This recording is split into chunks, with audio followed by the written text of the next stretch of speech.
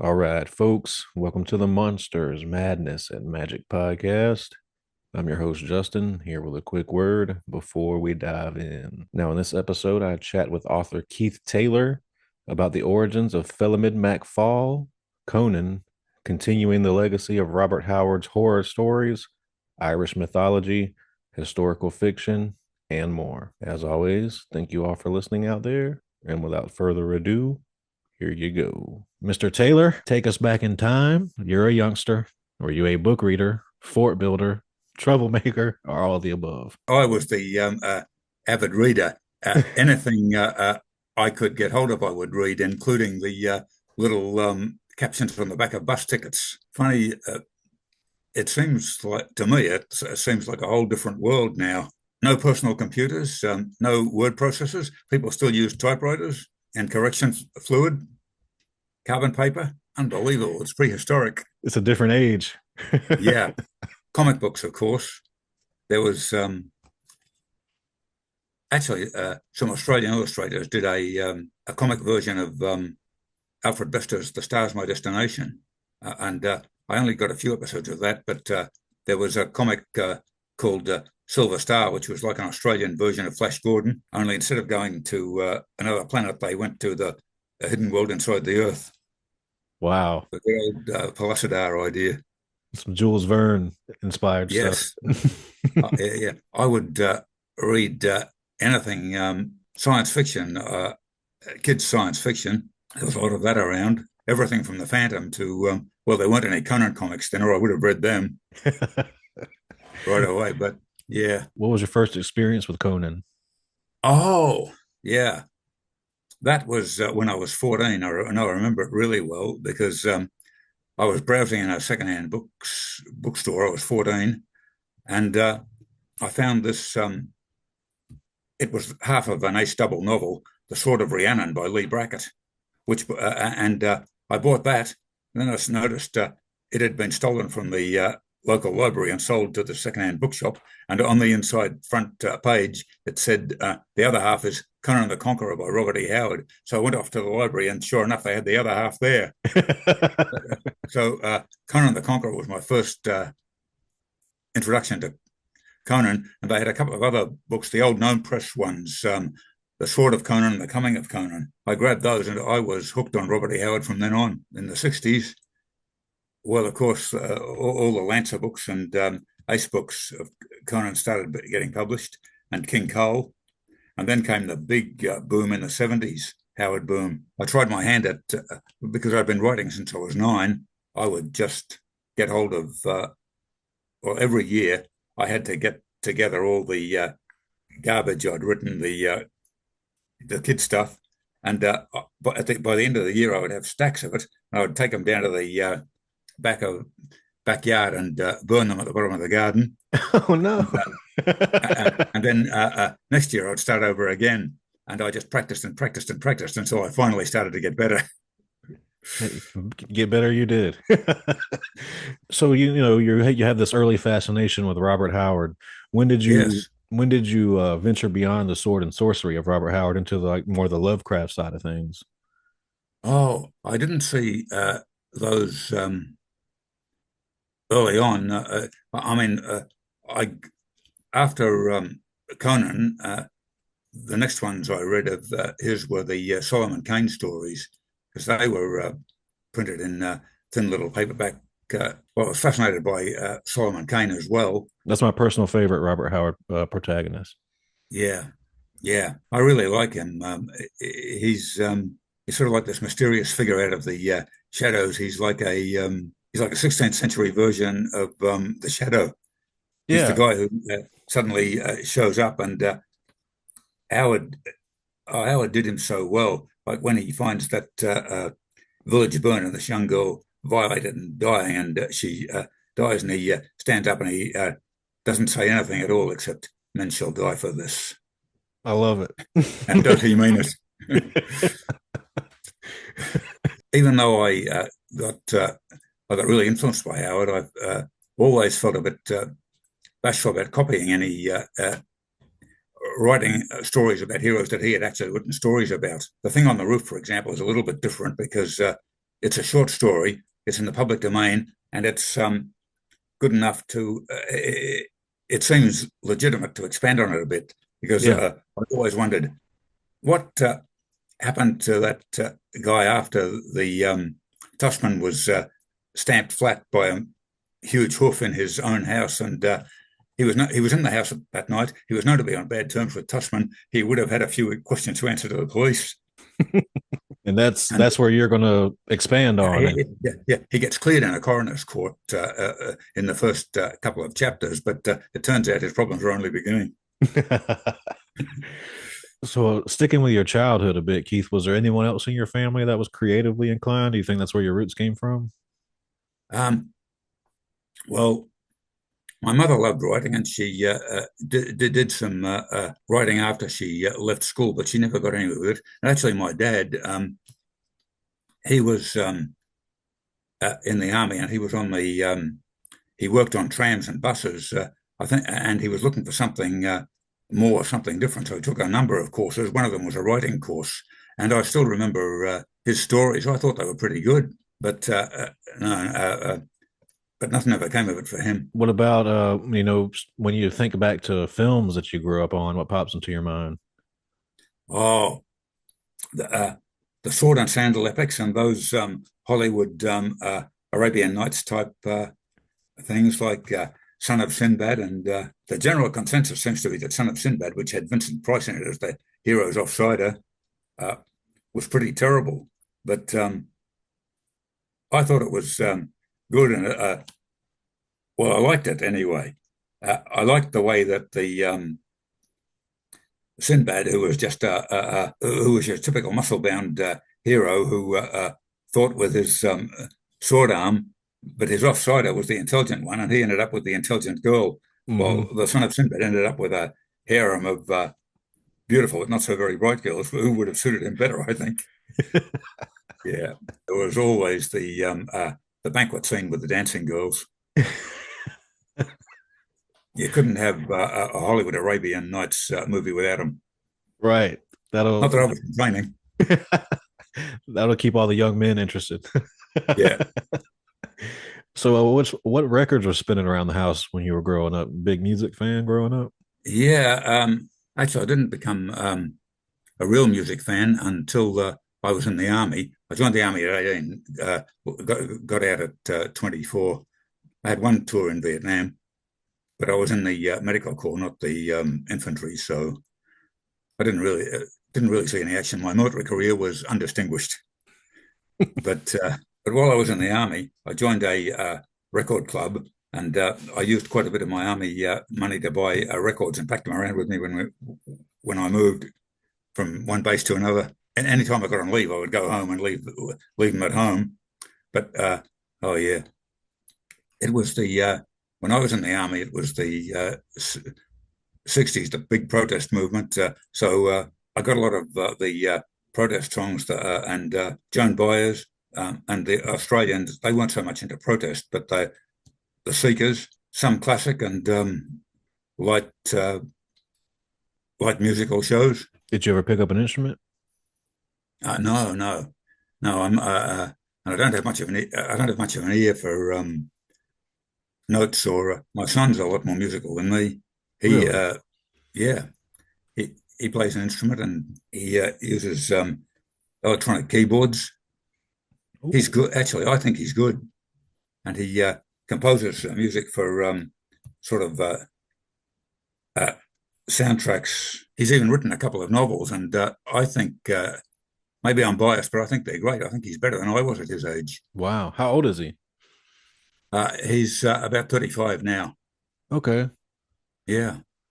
I was just wanted to ask you specifically if you were into music, considering Felimid's profession. No, afraid not. No. And I got off on a tangent. Yeah. No, no, I don't. No, I don't compose or music or play an instrument. I'm not talented that way. So you mentioned a few minutes ago that you began experimenting writing when you were 9. Yes. When did you publish your first story?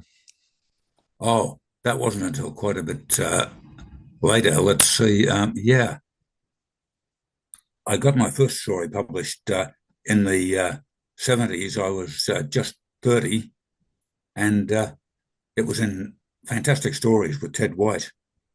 That was the first Felimid story, actually, Wow. Fugitives in Winter.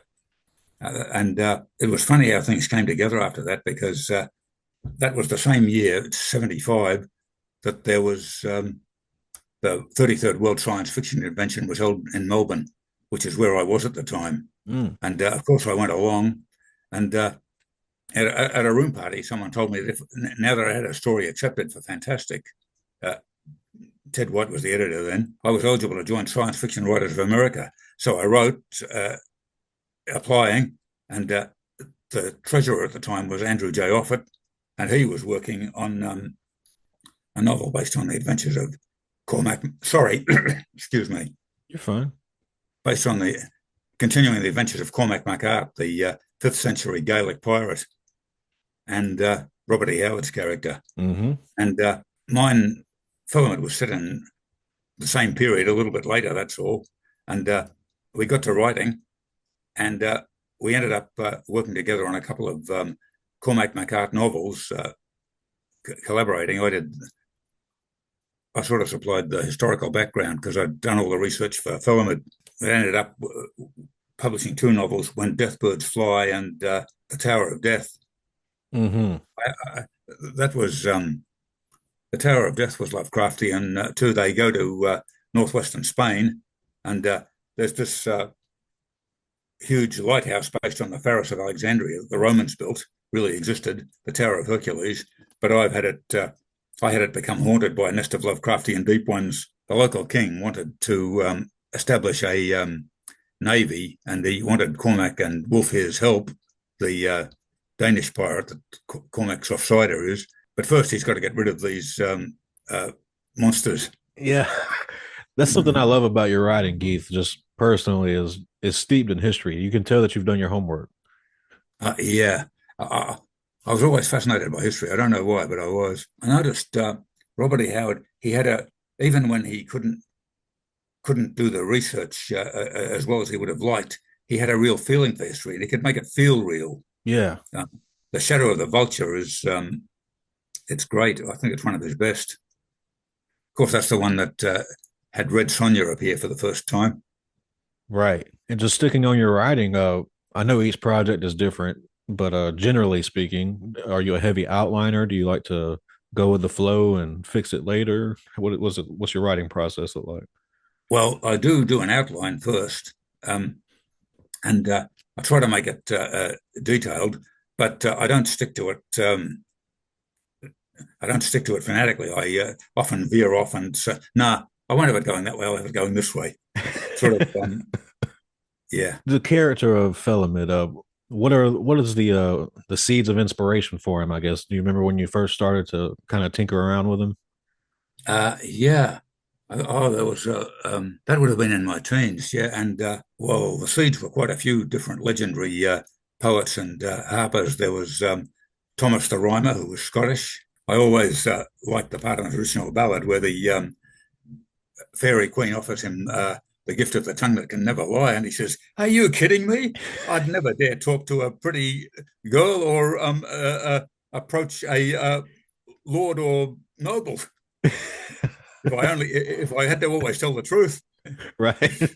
He was one thing, and then there was Paul Anderson's Cap'n Barra.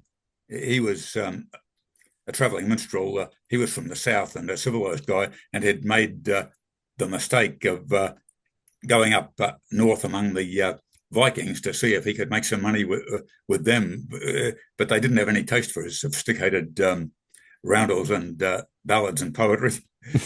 So in the end, he decided he'd get out, especially after he and go back to the south, especially after he had a run in with a troll who nearly ate him. It's good because he's not quite the heroic guy you usually find in heroic fantasy. He's not afraid of the troll, and because he's not afraid, the troll can't touch him. But the reason he's not afraid is he believes he's got magical protection. Turns out he didn't. He practically freaks out. What? You mean she could have torn me apart any time? Then there was in one of Robert E. Howard's Cormac Mac Art stories, there was a character, a British minstrel, Donald of the Harp, and yeah, I got some from him too, and from Howard's Mad Minstrel Ronaldo in that was in the first Conan story he ever published, the Phoenix on the Sword. Hmm. And Ronaldo was one of the fanatical conspirators who wanted to kill that black-hearted barbarian who took over the kingdom. Conan didn't want to kill him because he thought he's a he's a poet, he's a harper, he's beyond my reach. But Exactly. he had to kill him in the end, and because Ronaldo had just stabbed him and was going to stab him again.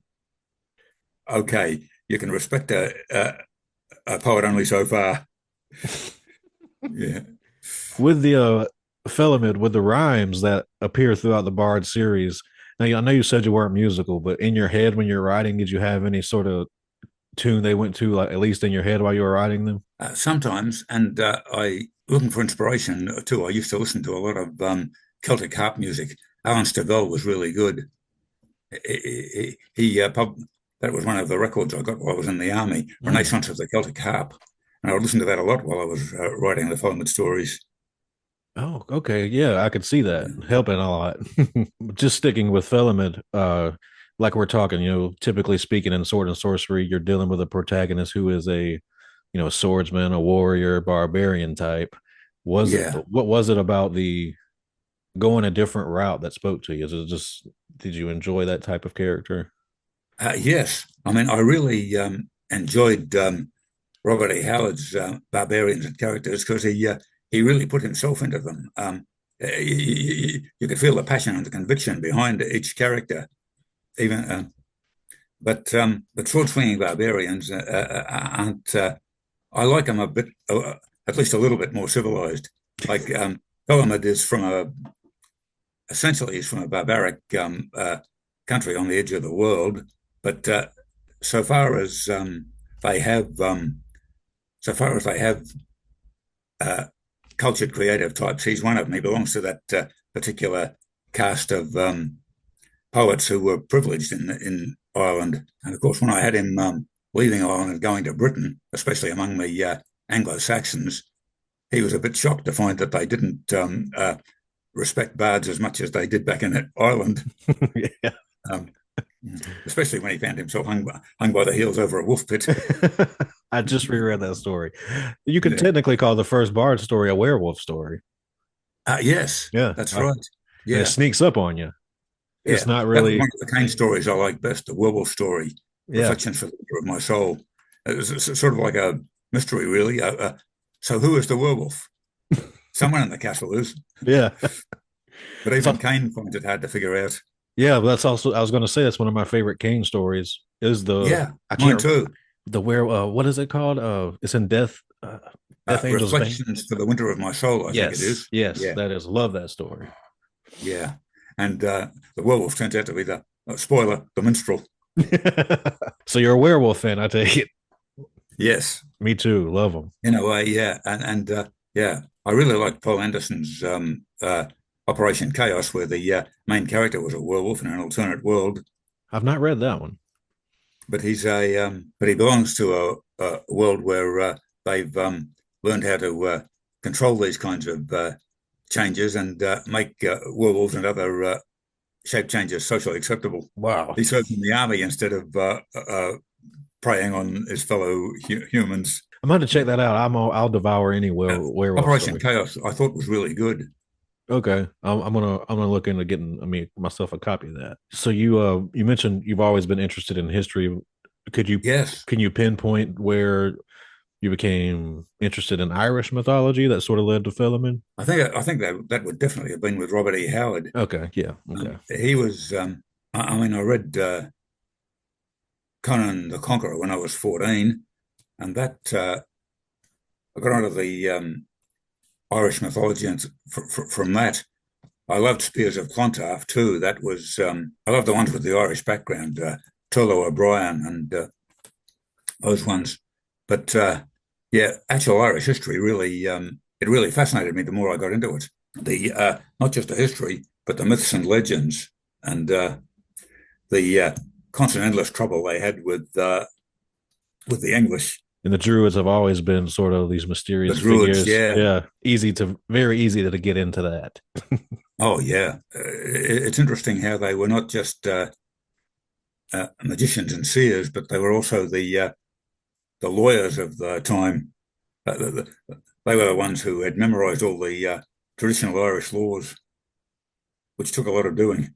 Was there always plans for the Bard series after the release of Bard 1, or were they written?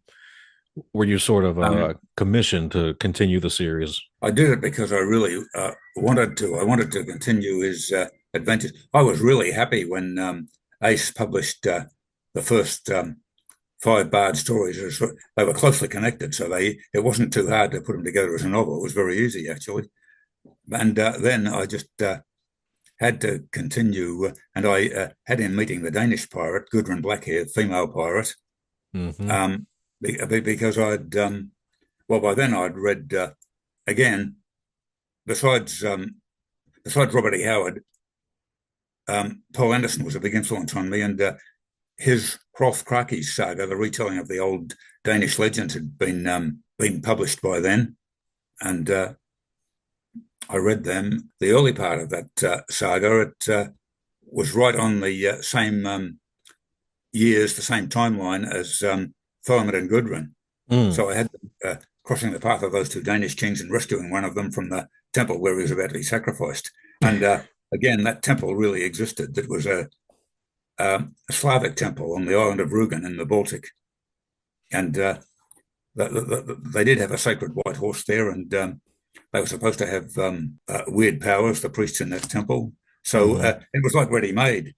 I got Yeah. it out of Encyclopedia of Mythology, the Slavic mythology. I like setting them in a real history because it sort of seems to give it a sort of solid grounding. And then you Yeah. can really get down on all the supernatural stuff. And it makes it Yeah. seem more real somehow.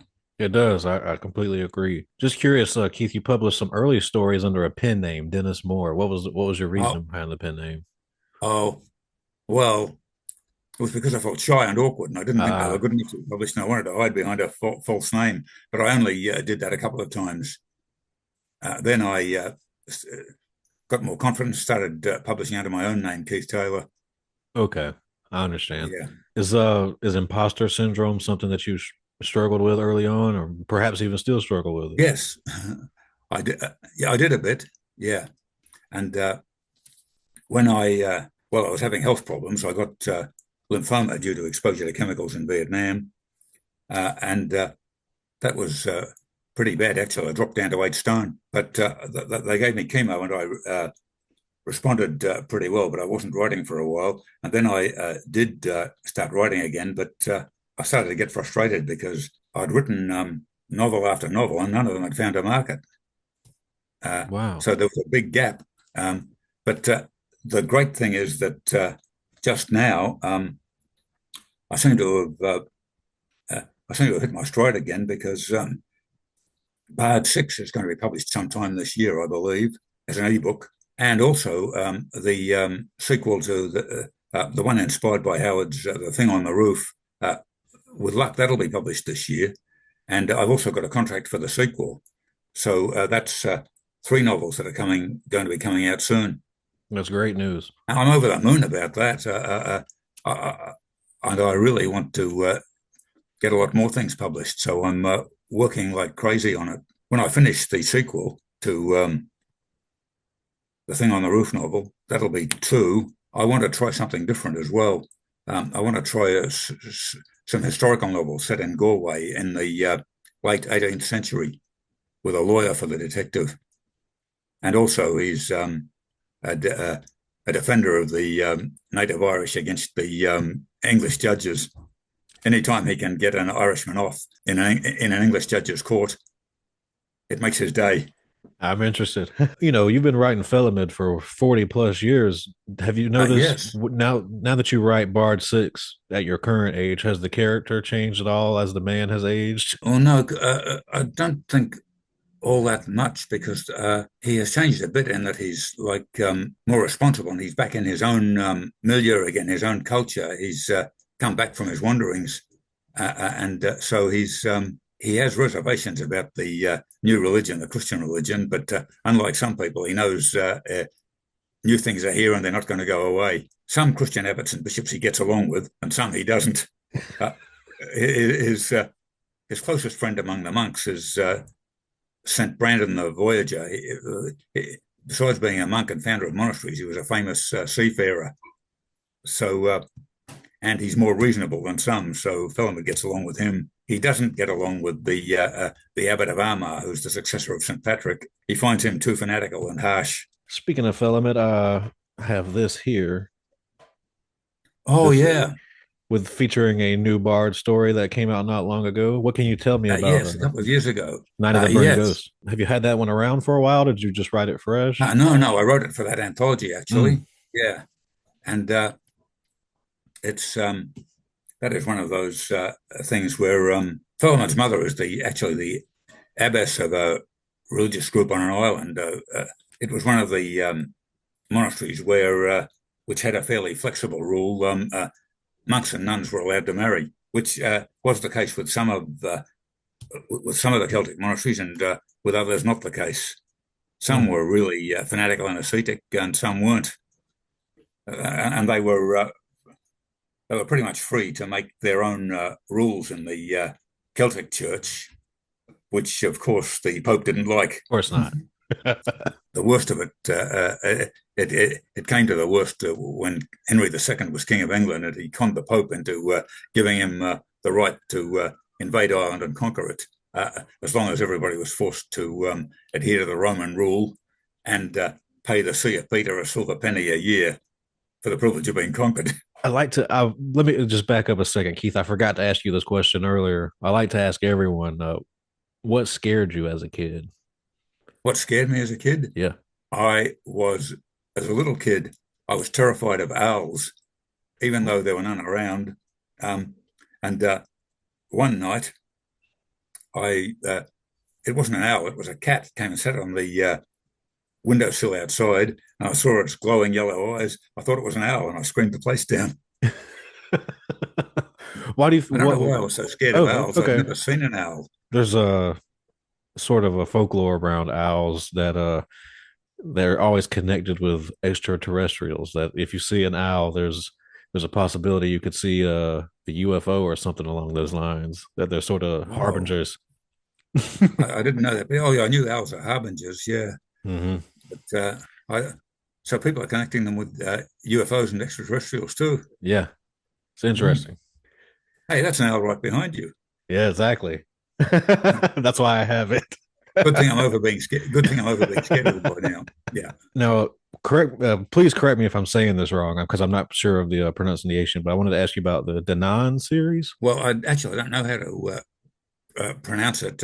In the actual Celtic, the it's spelt Tuatha De Danann, but it's pronounced, I think, Toha De Dovan. But I pronounce it Danan since it's set back in a mythical time of about the Bronze Age, about 1700 BC, is how I'm imagining it.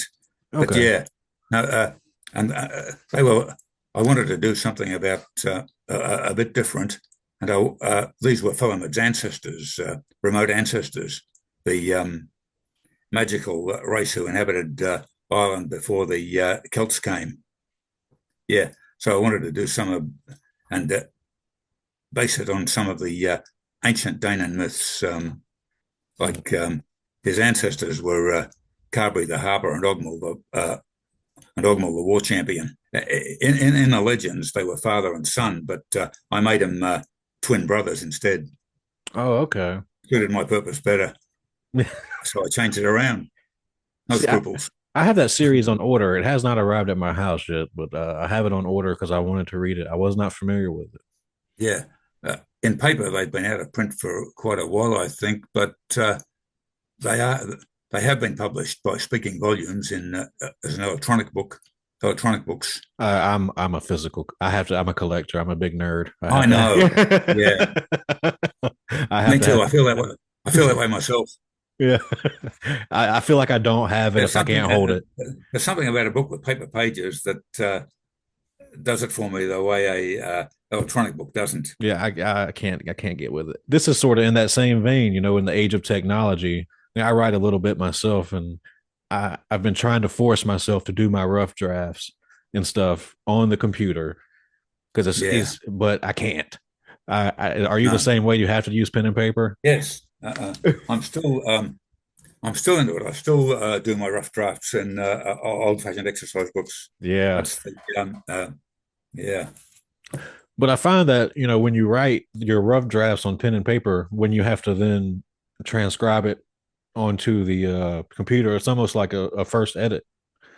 yes, When yes, that's exactly so what it that is. that helps me a lot. That's how I feel too. Hmm. Yeah, I thought it was just me because I come from a prehistoric time. No, I'm very old school with my Yeah, approach. I was. I mean, I was born at the end of 1946. I was one of the baby boom after the Second World War. Yeah, my dad came back from the war. He'd served in New Guinea and North Africa, and he he met my mother. And of course, the war was over. Everybody was on cloud nine then, and it wasn't long before Mum went home and said to her sister, "I think I found the man I'm going to marry."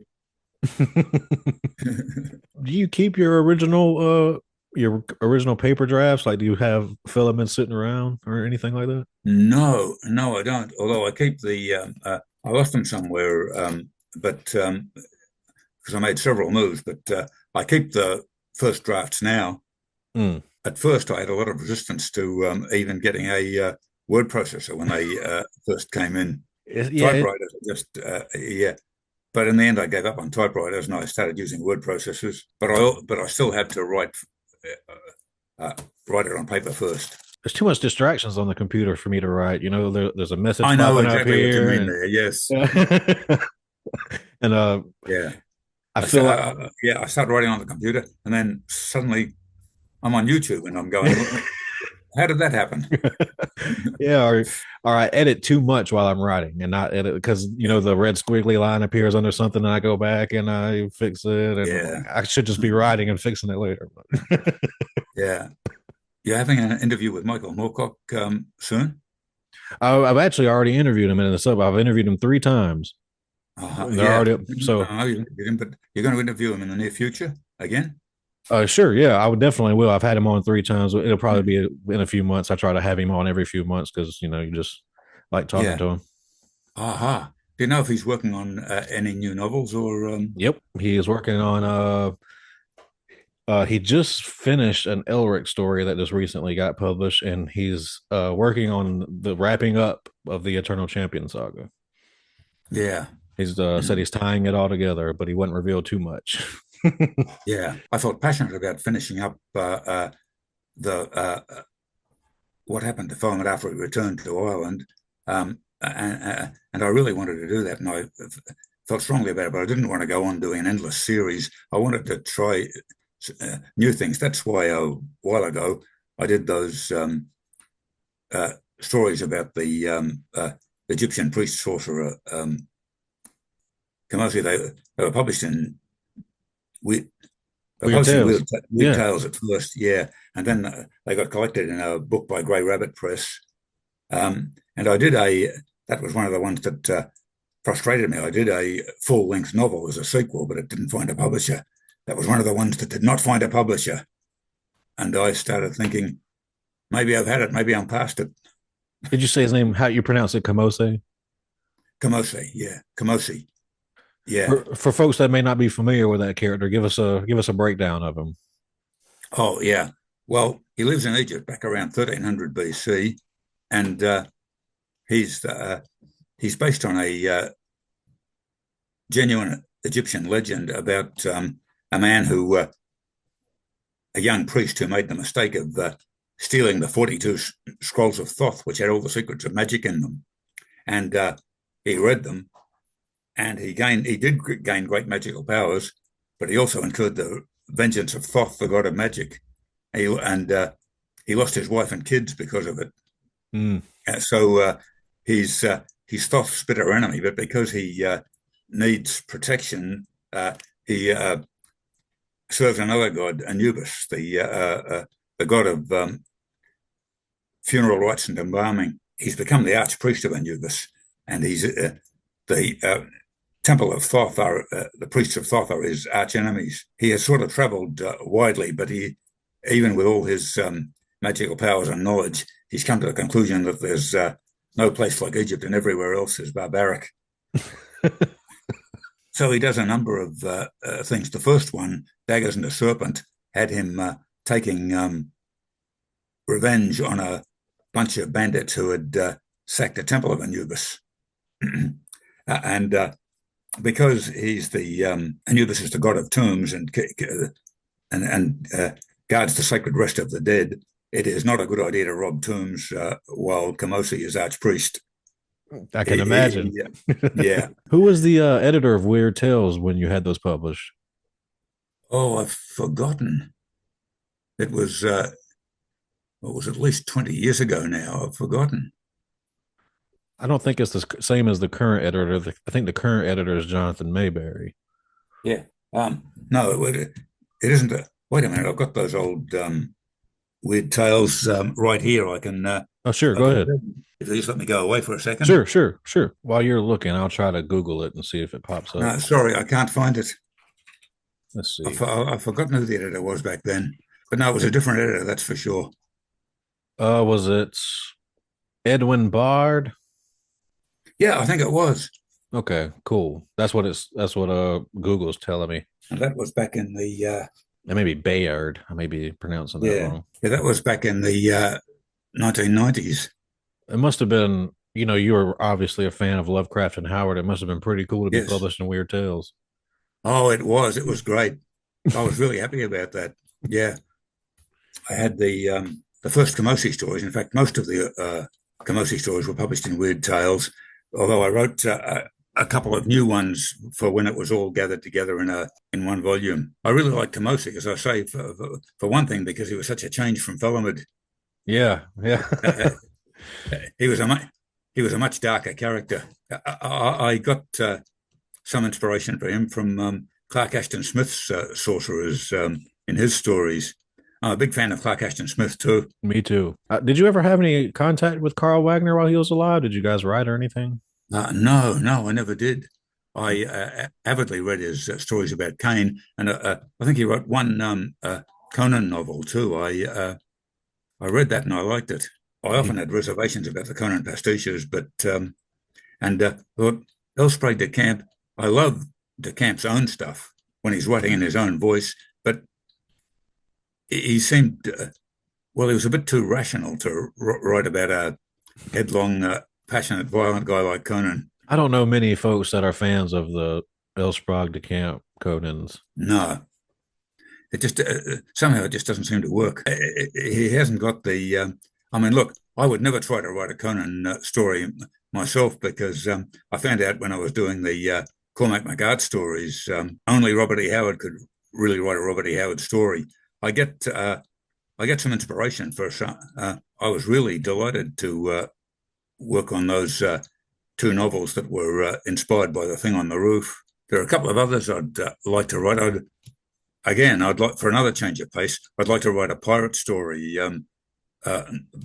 based on. It's not. Howard didn't write any stories about this character. He just made a casual passing reference to him in Black Valmeo's Vengeance, a Dutch pirate called Van Raven. He's being questioned about the man's whereabouts, which he doesn't know. He just says, Van Raven, he's a bird of passage. Who knows where he sails? But it was interesting. I thought, I'd like to write a novel about Van Raven, maybe out in the Dutch East Indies, because no surprise, I love pirate stories too. Yeah, of course. Me too. With you mentioned working on with Andy Offutt on the oh yes, Cormac Mac Art. Did you guys keep in contact after that? Not really. I mean, we wrote a bit, but no. After we did the two novels, we didn't. And after a couple of my stories got published in his Swords Against Darkness series of collections, no, we sort of didn't get in touch with each other after that. I never got to go to the USA either. Mm. So you've never been to the USA? No, I haven't. I'm getting a bit older now, so I'll see if I make it. But yeah, never say never. I am planning, if I can, to live to be 97. And since I'm grotesquely healthy right now, I might make it. I think you will. and I hope I'll still be writing. Me too. I'm a big, like I said, I'm a big fan, Keith. Thank you. We've been talking about Robert Howard, but what are some of your favorite Lovecraft stories? Oh, let's see. Well, there are I really like the ones he did in imitation of Lord Dunsany, but the ones he did in his own voice. There are the ones he did about the thing on the doorstep, not to be confused with the thing on the roof. That was chilling. I love the Carter series. I don't know if you're familiar with it, the Randolph Carter Dream Quest of Randolph Unknown. Carter, yeah, I Yeah, like that too. Yeah, Through the Gates of the Silver Key and those other ones. Yeah, yeah, love them. that's one of the ones I was trying to think of. Oh, okay.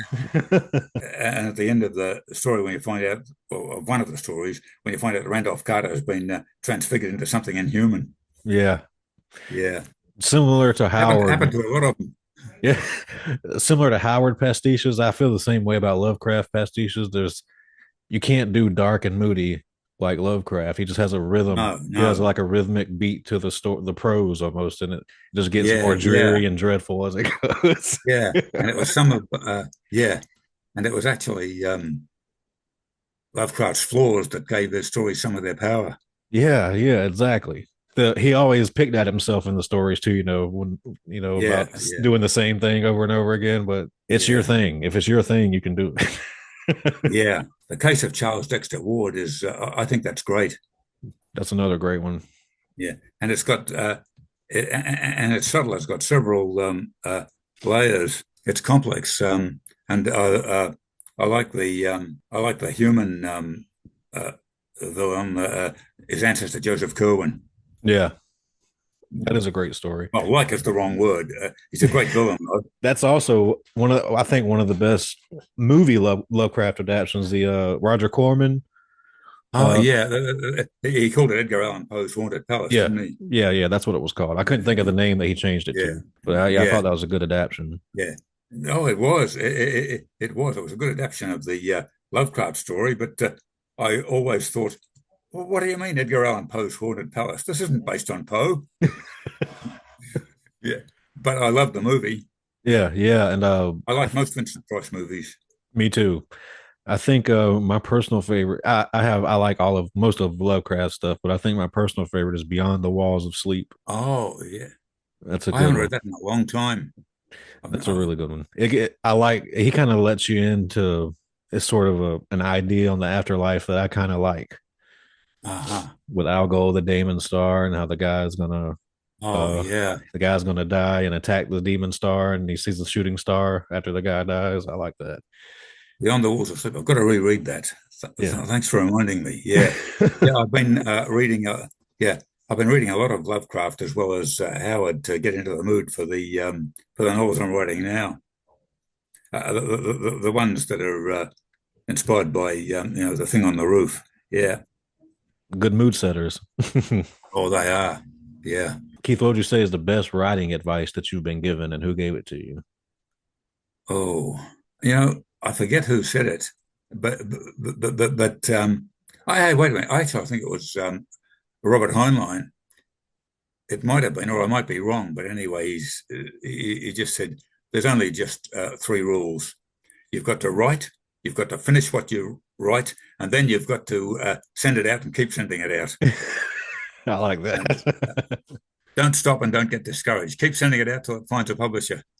Usually, and eventually you will. Another question I like to ask everyone is have you ever had an experience that you would consider supernatural, paranormal, or an event you can't explain? Um, I hate to say it, but no. Um, I would like to be able to say yes and give it to you in harrowing detail, but I've never encountered anything that, as an adult, that scared and disturbed me like that cat on the windowsill when I was a little kid. Do you consider yourself religious or are you spiritual or anything along those lines? No, not really. I mean, I'm not even sure there's any kind of afterlife, although I think it's possible. But I am not really a fan of hardline organized religion at all. Yeah, don't blame you. Hmm. Not much, not a lot of good. I'll say not a lot of good has come out of it, but some good has come out of Yeah, yeah. it. Mostly the art. Well, we did get we did get the Crusades and the Inquisition, which are great material for horror stories. Exactly, that's a Yeah, positive. yeah. Now that it's all safely in the past. Yes, Yeah, maybe not in the past for much longer. yeah, yeah, Yeah. yeah. So It's a worrying thought. yeah, Keith, I know you got some irons in the fire. So just to put a bow on this thing here, what's everything you're working on, and do you have a timeline? What's on the horizon for you? Oh yeah, what's on the rise? Well, when I finish the novel I'm working on at the moment about the it's another one that's inspired by the thing on the roof, a sequel to the first one.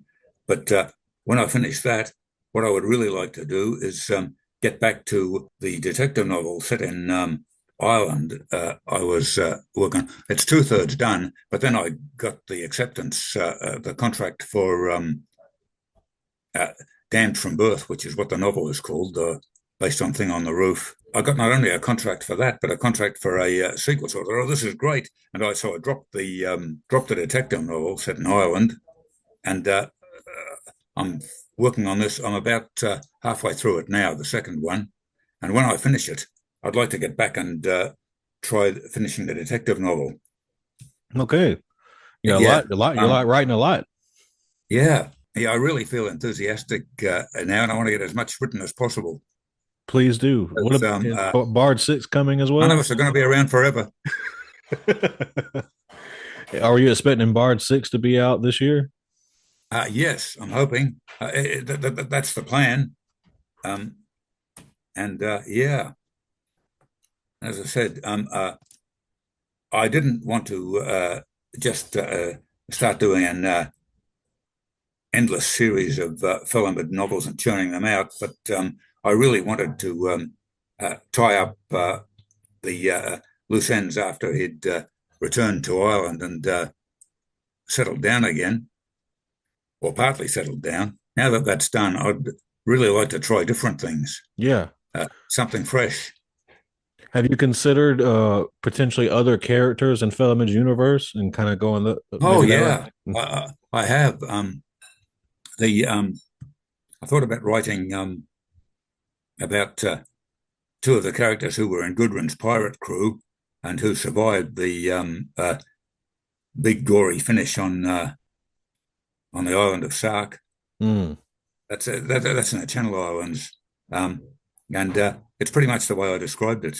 Yeah, there are two characters from that, two of Gudrun's pirates, two of her chief henchmen. One was a Spaniard named Decius. The other was his very good buddy, a Goth named Atolf. They both came from Spain originally. Actually, they met when they'd been kidnapped and made slaves on board a Vandal galley. They never liked the Vandals after that. I wouldn't either. Well, Keith, man, it's been a pleasure chatting with you, man. Like I said, I'm a big fan. Looking forward to what you've got coming in the future.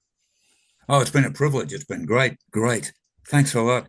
Awesome. You have a great rest of I your will day. look forward to that. Yeah. Awesome. Okay. Have a great day. You too. Thanks a lot.